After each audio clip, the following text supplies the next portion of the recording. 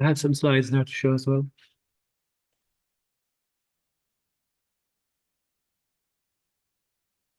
I want to read just a section. I didn't just hold it on that one there, so yeah. And I just read something. To parents' words, always is good to start with something. I couldn't find it this morning, but then I found them this morning, just about God's love. Love originates from God. God is the God of love. St. Paul asked, who can cut off the line of God's love within Christ? Even Christ would be nothing without God's love. This is why we like God's love more than anything else. God's love is the source of life, the source of happiness, and the source of peace. You can understand this if you have spiritual experiences. God's love is stronger than the sun. When the sun rises in the morning, the buds of plants turn towards the sun. Likewise, God's love is a source of life, the source of the original mind, and the core source of ideal elements. That is the way it is. Last part is, since God is the substantial essence of love, the central being of love, he has no alpha or omega. Genuine love cannot have a beginning or an end. The world of heart enables us to experience something so precious that we can be proud for 1,000 years for having lived for 1 hour, and be proud for 10,000 hours, 10,000 years for having lived for 1 day. And this is true love. Love is something that makes us feel even the energy by which our cells expand. The world where God's love exists is like that.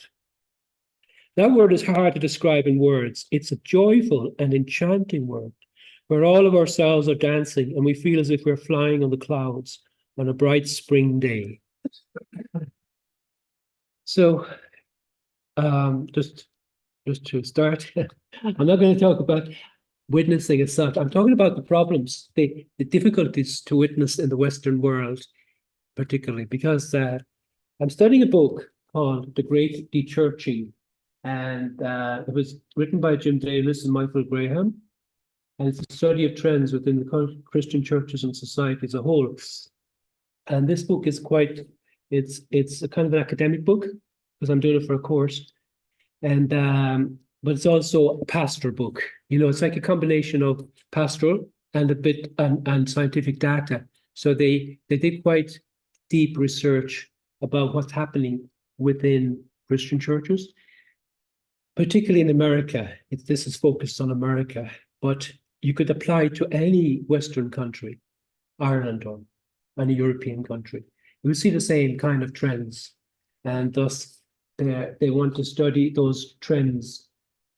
And so it's a very interesting book from that point of view. It's an academic book, as I said, because it's actually looking at data. Now, we don't have much data within our Unification Church. You know, we might occasionally do a survey about how people feel and stuff, but they did a bit more systematic research, you know, and did a wider research. Now, in America, they've discovered that up to 40 million people have left the Christian churches in the last 30 years. You know, 40 million sounds a big number, but in decades before that, most people went to church and they went consistently. They might attend a Sunday service and all of that. But in the last 30 years, there's been a very big shift in how people behave in relationship to God or Christianity. I don't know if this applies to all the religions, but I imagine there's some connection there. You know, that all churches would experience, or all religious meetings would have similar situations. So move on to the next slide there, please. Now, it says it discovers the strength and health of a church is the belief, the core beliefs that you have. And in order to feel to belong to any church, you need some core beliefs. Now, because they're Christians, they said, well, people, you know, even people when they distance themselves from a church, it doesn't mean they said that these people have lost their faith or lost their. It's just that for different reasons they've made a distance. They may have come to this because of convenience, you know, because their schedule changed or they moved to a different city or something like that. And they called that like casual. They use it. This is a new word, dechurching. It's like casual dechurching. If you talk to them, he says, these people, they say, well, I still believe in God and I still I still interested, you know, and if the conditions were right, I might go back. I might go back to a church. I might go back to their own church, you know, or if my wife in the future wanted to go back to the church, I would go back. Something like that. Or they want to raise their children in a community. And so the next point is the belonging. Everybody wants to belong to it. If they feel a sense of belonging, this is their church, then there's more possibility that they will stay within it. You know, they like the community, they feel a strong connection. That's the belonging, you know. And they also found out, of course, when people leave a church is a particular kind of community. It has a system of beliefs, and but the Christian churches are not so different to ours. We have the very same feelings and the same kind of problems that people face. But this belonging is very important. So a lot of people would, you know, like ourselves, even we feel we belong to this church because it has a system of beliefs, a core beliefs, and we have these in common. So we like that, you know. But if you were if you left the church, for example, then you might belong to a gym or a club, they said, you know, and then you might relate more to that. You might feel more comfortable with these people, and you might not be interested in the church, you know, in a church community as such. And of course, also, we say, like, if you belong to a particular our church, we have a certain standard of behavior, you know. So if we believe in certain things, then we, for example, regarding the blessing, then obviously we want you behave in a certain way. So if somebody feels that's what they like and that's what they want, then you have a sense of belonging, but also your actions will be reflecting that. You're going to live out those things. Now, there's a lot of people who might drift away from any church because their behavior doesn't match with their beliefs. So that's another thing. Let's move on to the next slide there. One of the things they said was it's very important for all people, but especially religious people or Christian believers, or let's say apply it to ourselves. You need a relational wisdom. Relational wisdom is like God awareness comes first. How much are we aware of God in our lives, and how much are we centered on God? Self-awareness is how much are we aware of ourselves? Like, what kind of person am I? You need time to figure that out. You know, what kind of a person am I? The whole purpose, really, or not the whole purpose, a lot of the purpose of spiritual education is to become self-aware, is to kind of know who you are, know your strengths and your weaknesses, know your talents. Also know, as it says, yeah, how we come across to others as well. You have to have an emotional awareness as well. It means some people are too emotional, like they can be like too emotional because they don't have a proper balance between emotion, intellect, and will. But it's very important to try to get that balance, because if you're too emotional, you'll be very reactive to situations. You'll be very kind of, you know, very much reactive rather than having a calmness about things, you know. So that's important.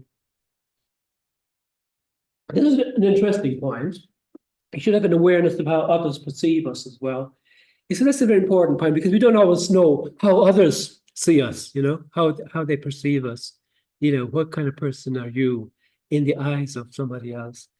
You could ask them, but sometimes you don't want to ask people, you know, what do you think of me, you know, or give me an honest, but it is important sometimes to have some feedback from others. Of course, if you're in a close relationship with somebody, you can get that feedback, you know.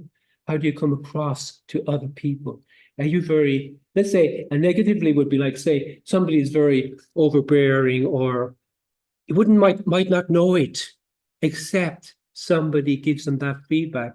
But that's very important to get that feedback, you know, because especially if you're a husband and wife, you're always giving this kind of feedback to each other, you know, how you're coming across to your husbands or your children. Usually it's positive things, you know what I mean? It's very positive, but it's also important to have that, you know, and to see how that occurs. Let's move on to the next one. Well, this is one of the things that I found interesting in the book. I hope you can see that there. That there are things that we grow up in a certain culture now, the culture of this society. You have to know the culture because let's say you want to try to witness to people in a particular cultural context. You can't really approach them unless you know what cultural, what's their identity, what is moving them. And mostly these things, the cultural aspects of people is an unknown source, but you won't effectively be able even to talk to them without knowing what are these points that are really what do they believe actually unconsciously or implicitly that they don't even tell you. So this is very important in the Western world, it seems, or in the society. And even in, he said, the author said that even within your own churches, you'll find these situations, you know, that, for example, identity. I'm not talking about identity politics or anything like that, but identity, he says, they said today is that people think I'm the only one that matters, you know, my identity is myself, really. They don't see it so much in context with others. Or my freedom is what makes me free, not what's freedom for everybody or what's good for the freedom for others. It's more like if I feel free and happiness is the same, or and then in this space also, science is very important now. You'll often come across that if you listen to the media or stuff. You know, especially during the COVID, science became almost the god. You know, science is knowledge, and the people trust science more than they trust God or religious views. You know, because they think science is actually conveying not only knowledge but values. But in fact, scientists are just the same as anybody else. Some of them have good values or moral values or are living for the sake of others, while other scientists have not.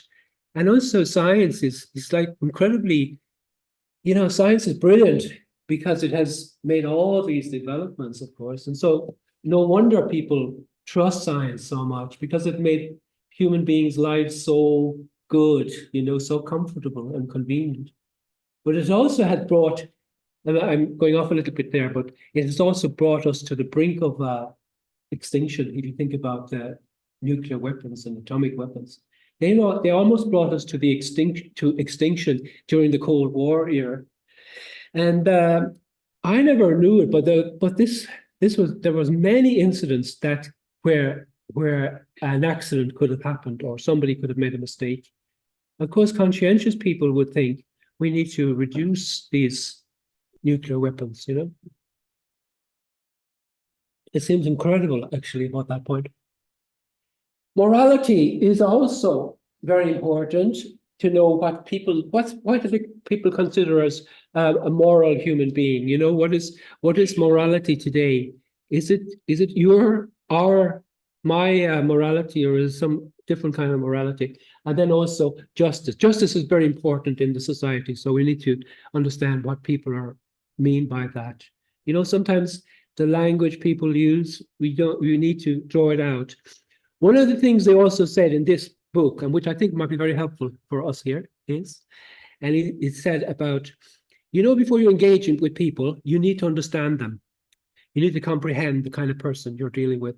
So, like, you need to listen, and you have to be curious. So it says, even if you're with people that you might not agree with, you don't need to have a conflict, you know, but you could try to understand. Basically, that's very important. But understanding is and comprehension are slightly different. Comprehension it's a bit more deeper understanding. You're comprehending the person. What's the background of this person? How did they come to this point? And then you have to, once you comprehend somebody, you can commend them. It says you can highlight some good things about either their worldview or their life or something that you say, that's very good. I really appreciate that aspect of yours. And then you can then you could critique the person, you know what I mean? Or critique a worldview.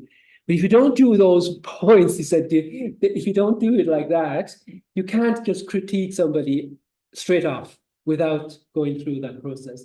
And he gives an example of St. Paul. St. Paul was a great witnesser, but he used to do that. He used to do that, Elise, because he had this background where he was a Jew and he was a Gentile, means he was a Roman. And when he talked to people, I only found that recently by reading some of the Acts of the Apostles, and I found out that Paul was doing that. Because, for example, he was in a place I think in Greece, and then he saw that there were statues there to the unknown God. So therefore he used this as a way to witness to the person, then to the people. In those days, he could go into a synagogue or go into a temple or something and talk to people. I don't know how they did it, but it seems to be that you could engage people, they would interact with you in that sense, I can't see ourselves going into a church like down O'Connell Street and just getting up there.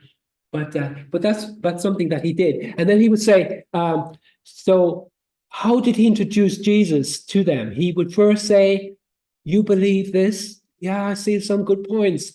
And you have idols or you worship something, but I understand that. But I want you also to know that you have some kind of statue to the unknown God. I want to introduce you now to this unknown Jesus that you didn't know. And then he would introduce this, what does Jesus bring? He brings salvation. He brings atonement for sin. He's resurrected from the dead. This kind of way he would express that. And of course, Paul, because he had tremendous spiritual power there for a lot of people, they were witnessing those days by the power of the Holy Spirit. It was the Holy Spirit. They already had received the Holy Spirit, and they had this kind of spiritual energy and power, and they weren't afraid, or timid or anything like that. So that's just go on to the next one, please. And these are just points that I just want to mention about strengthening our church. What factors are most important? I got this from Dr. Walsh. Actually, he mentioned those. I don't think it's so much in this book here, but that so the doctrines and the teachings, these are like core things that we believe in, that are very important to us. Our ritual and liturgy programs. We need ongoing education, community belonging. I think I mentioned that already, how important it is to belong and to create that kind of a community so that the generations are connected, and that are the first, second, and third generation. You saw that on the European news there. Shinchel is grandson. I'm sure you all know that. He's the grandson of True Mother, and his wife are in Albania. But they are in that process of passing on the faith to the next generation. Even in the Christian churches, they said a lot of times they fall down on this element of passing on their faith. And you could look at he said you could look at it like a race. You're passing the baton to the next generation. But he said that's not the best image. He said it's more like a family. You're like the three generations in a family. And you can have that kind of experience of love and energy, in the family, in the three generations. You could see that in a model for church as well. You'd have the three generations, maybe older and younger and so forth, and second and all kinds of in between. It's very important to catch that people where they're at and to have something to connect people, because a lot of people fall through the I don't know what's the word for anything. What? Very good. Fall through the cracks, because especially those ages, they said, even the Christian churches, between 17 and maybe 22, these are the very important years, because people have their own mind, or they might find another worldview that they find that they're much more comfortable with, and thus. But if we found a way to connect, like ourselves as well, and we're doing it, of course, we have all kinds of programs, an educational program, but sometimes it still doesn't work, because some people they do fall through the cracks, and you wonder why it happens. but of course, it's all to do with relationships as well. You know, it's the communication, our communication between us, and especially parents and children, or and so forth like that. They gave an example there in their research that it's very important to be in communication. Our communication style is to be calm in communication and to be curious at the same time. You know, so that's very important in engaging with people and not putting people off, you know, young people especially. They don't like, if they want to be engaged, and they need us to be curious rather than condemnatory or judgmental and stuff like that. So these other points are ethics and engagement. That's important too for us in our church. Leadership style and ability. Now we're in a kind of a time of a different leadership style. There was a time for charismatic type of leadership. You know, charismatic type of leadership is like, it's a charisma from God.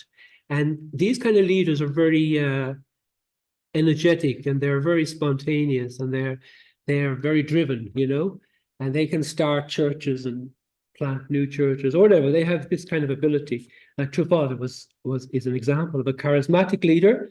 Mother, you wouldn't say she has a charisma, but it's not the same. She's also very much concerned about how our institution develops, you know, how are we working together? How are we cooperating with the generations? What kind of leadership do we have? Which is best?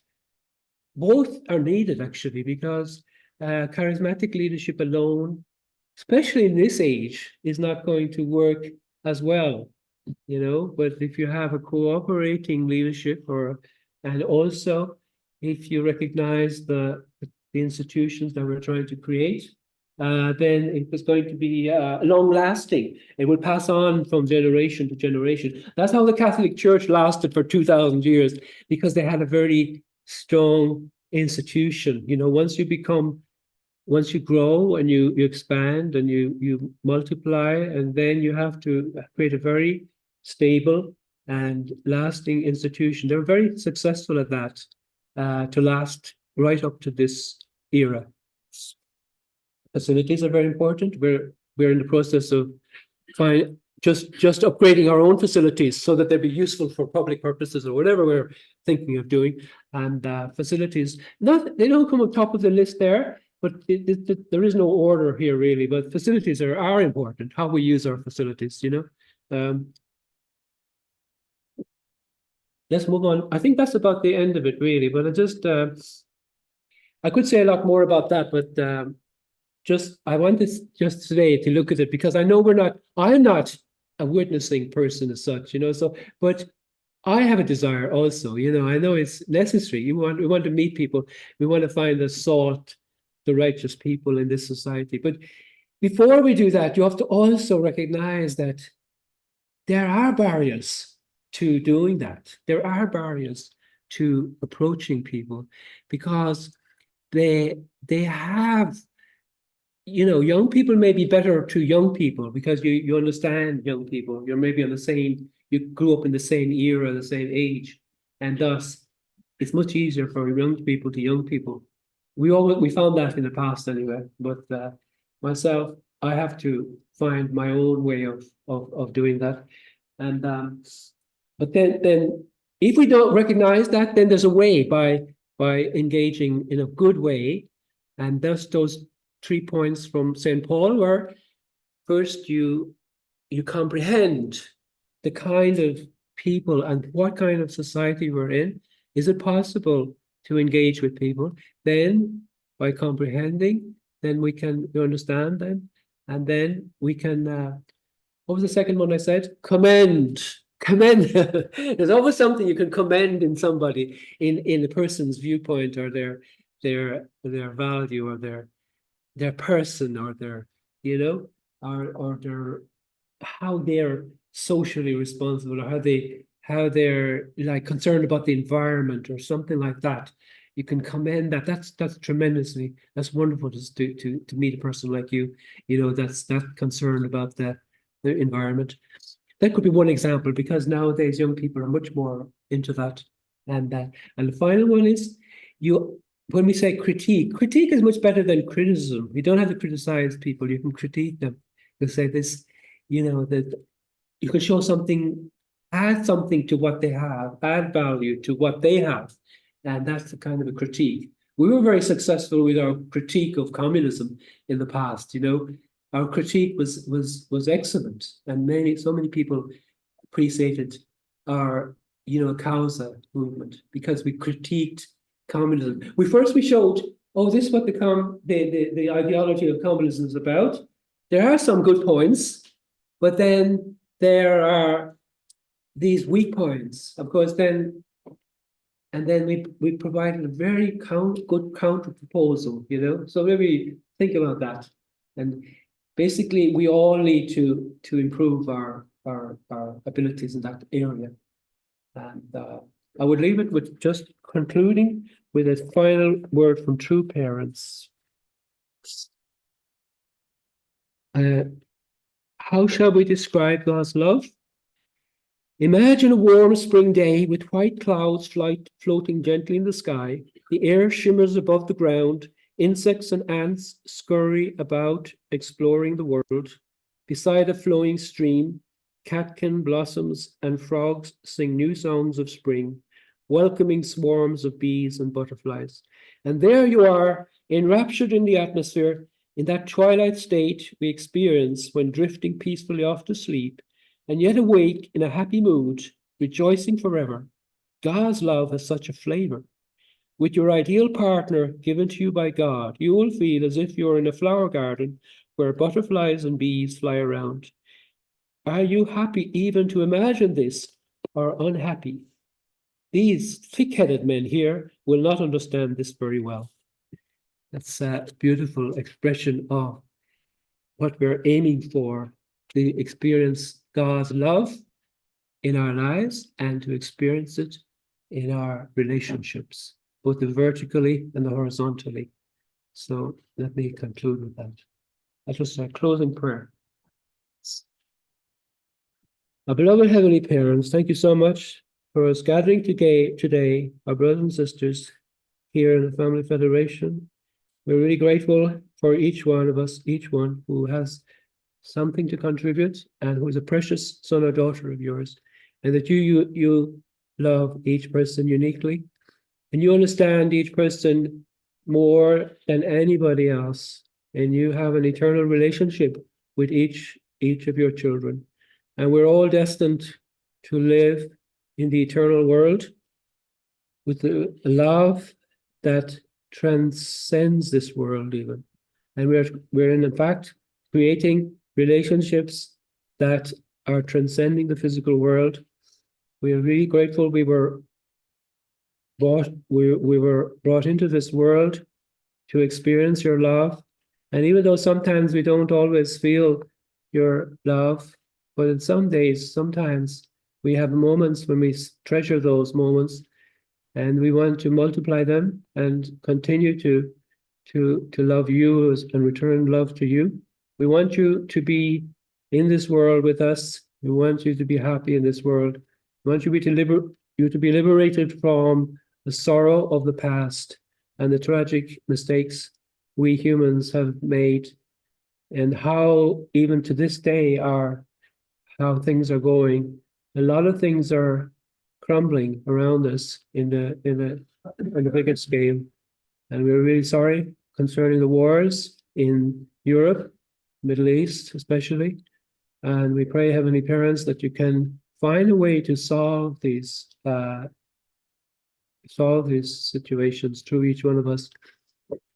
We want to offer our gratitude to you because we're also welcoming our true mother to Europe on the 18th and 19th of May this year in Munich, Germany. So we want to pray that because of our presence in Europe already, something can change and our hearts can change and circumstances can change in Europe and the Middle East. I really pray this, Heavenly Parents, please guide us today and offer our prayer. We offer our prayers and thanks to you. We report in the name of John Kennedy, blessed Central Family, Jew.